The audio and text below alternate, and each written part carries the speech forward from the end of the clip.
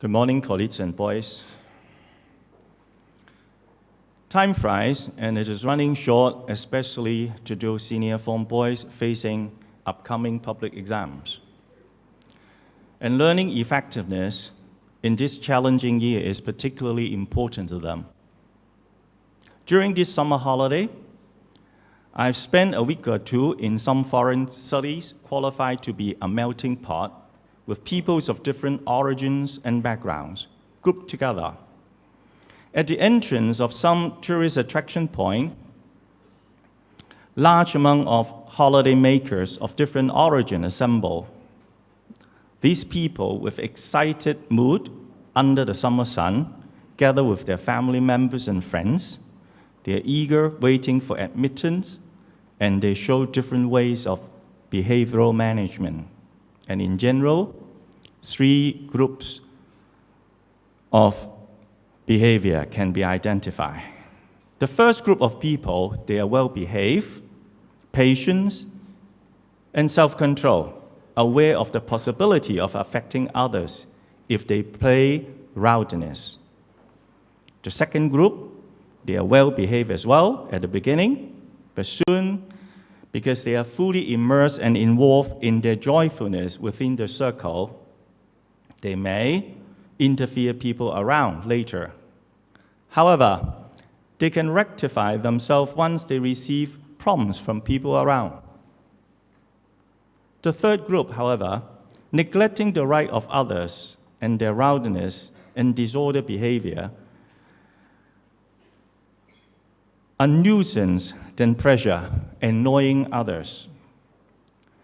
Their behavior certainly end up with different consequences when the management people there set in to keep the condition in an orderly manner.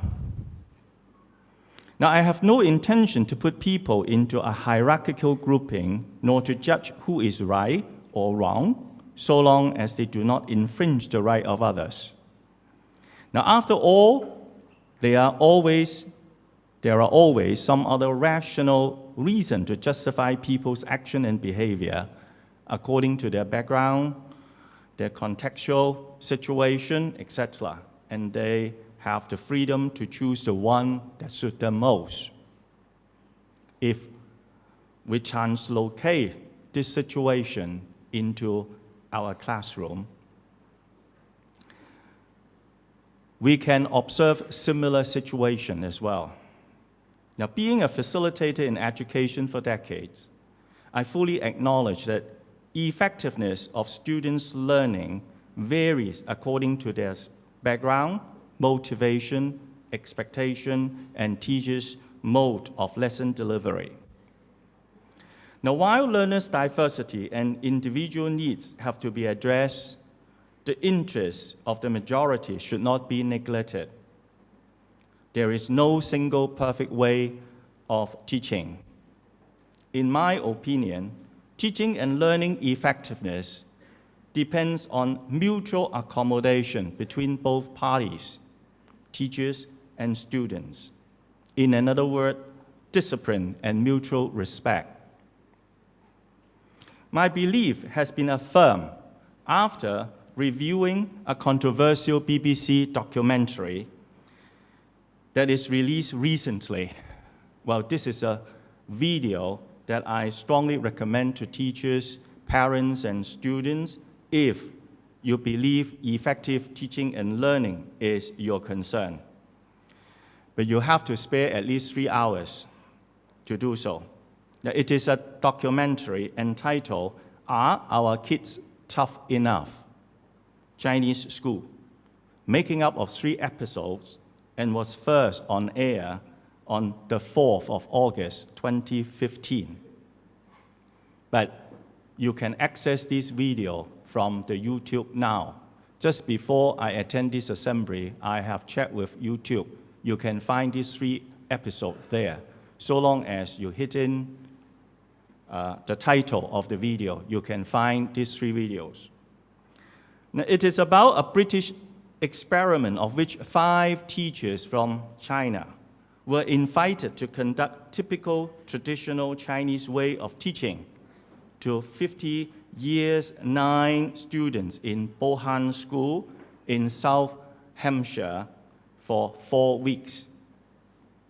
At the end of the experiment, these 50 children have to sit for 4 hours of exam of different subjects, and their results will be compared with the rest across the year in the same school.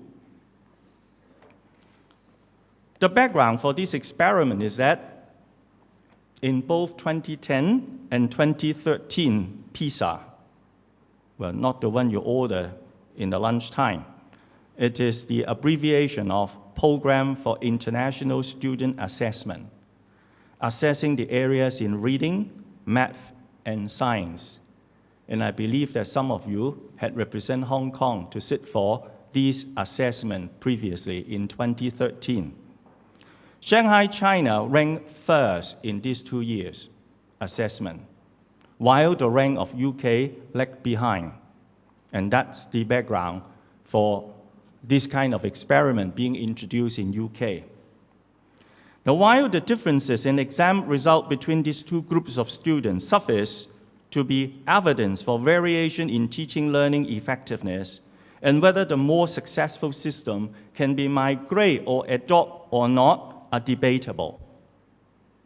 The problems of egoism of students in the classroom, lack of respect for not only to the teachers, but students themselves or the other students, people's property, and international culture, etc. In brief, neglecting the right of others, reflected in the screen, were believed to be the root problem. Seems to be quite familiar to some of our class in DBS as well. In another word, it is not the methodology that matter, not the teaching methodology that matter. Outcome and effectiveness of learning vary according to the cultural background, social context, students, and parental aspiration. It is something that is deep-rooted in the society that deters the teaching and learning effectiveness. Respect is one of the most attributable quality that a people has to possess. Respect our parents, peers, and teachers. With notion, respect others in our mind, many other qualities can be developed. Knowledge, commitment, ambition, and relationship, etc. Respect can be learned and should be nurtured from young age by little and simple things.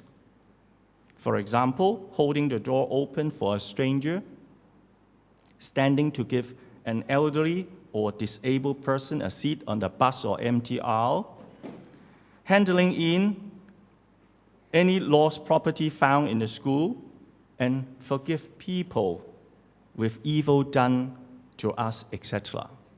These little things will not directly make us more intelligent, but allowing us to develop respect. With the quality of respecting others in our mind, attribute of self-discipline, self-restraint will be attained.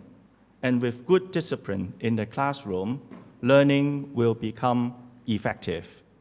And I hope that, boys, you can develop respect in your classroom and to improve your learning effectiveness in the coming years.